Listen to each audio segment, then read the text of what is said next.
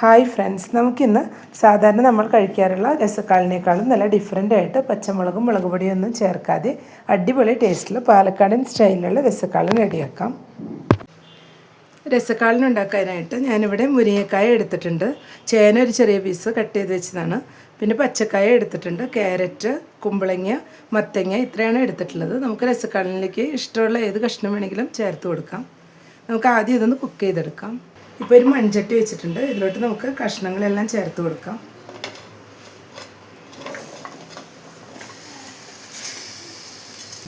ഇതിലേക്ക് ചെറുനാരങ്ങ വലുപ്പത്തിലുള്ള പുളി പിഴിഞ്ഞ് വെച്ചതാണ്, അതും കൂടെ ചേർത്ത് കൊടുക്കാം. ഇതിലേക്ക് ഇത് വെന്ത് വരാനുള്ള വെള്ളവും കൂടെ ചേർത്ത് കൊടുക്കുന്നുണ്ട്. ഇതിലേക്ക് ആവശ്യത്തിനുള്ള ഉപ്പ് ചേർത്ത് കൊടുക്കാം.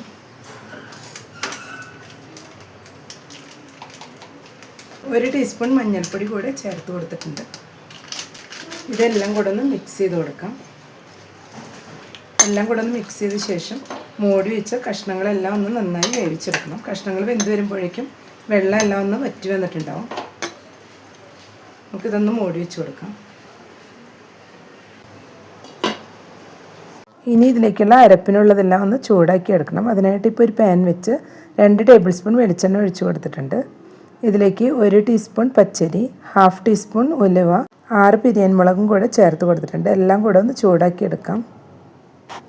ഇതിലൊട്ടും തന്നെ മുളക് പൊടി പച്ചമുളകൊന്നും ചേർത്ത് കൊടുക്കുന്നില്ല. സാധാരണ കാളനിൽ ചേർക്കുന്ന പോലെ പച്ചമുളക് ചേർക്കാതെ ഇതിൽ ഉണക്കമുളകാണ് ചേർത്ത് കൊടുക്കുന്നത്. ഇപ്പോൾ എല്ലാം ഒന്ന് ചൂടായി വന്നിട്ടുണ്ട്. ഇതിലോട്ട് 1/2 കപ്പ് തേങ്ങ ചേർത്ത് കൊടുക്കാം. തേങ്ങ ഫ്രൈ ചെയ്തെടുക്കേണ്ട ആവശ്യമില്ല, ജസ്റ്റ് ഒന്ന് മിക്സ് ചെയ്ത് കൊടുത്ത ശേഷം മിക്സിയിലിട്ടൊന്ന് അരച്ചെടുക്കാം.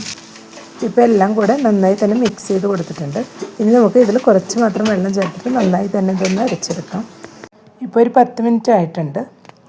ഇപ്പോൾ വെജിറ്റബിൾസ് എല്ലാം നന്നായി തന്നെ വെന്ത് വന്നിട്ടുണ്ട്, വെള്ളം എല്ലാം ഒന്ന് വറ്റി വന്നിട്ടുണ്ട്. ഇനി ഇതിലോട്ട് നമ്മൾ അരച്ചു വെച്ച അരപ്പും കൂടെ ചേർത്ത് കൊടുക്കാം. മിക്സിയുടെ ജാറിൽ അല്പം വെള്ളം ചേർത്ത് അതും കൂടെ ഇതിലോട്ട് ഒഴിച്ചു കൊടുക്കാം.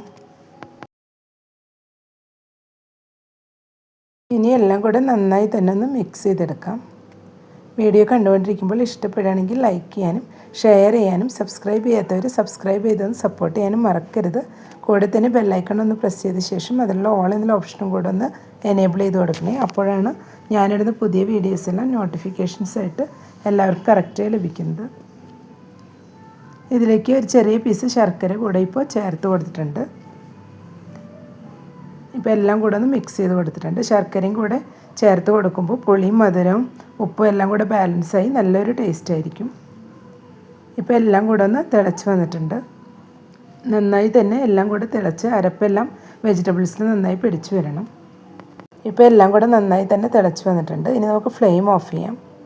1 കപ്പ് തൈര് മിക്സിയിലൊന്ന് അടിച്ചു വെച്ചതാണ്, അതും കൂടെ ചേർത്ത് കൊടുത്തിട്ടുണ്ട്. എല്ലാം കൂടെ ഒന്ന് മിക്സ് ചെയ്ത് കൊടുക്കാം. ഇതേ ചൂടിൽ പെട്ടെന്ന് തന്നെ മിക്സ് ചെയ്തെടുക്കണം, അല്ലെങ്കിൽ ഇത് പെട്ടെന്ന് പിരിഞ്ഞു പോകും. ഇപ്പോൾ എല്ലാം കൂടെ ഒന്ന് മിക്സ് ചെയ്തെടുത്തിട്ടുണ്ട്.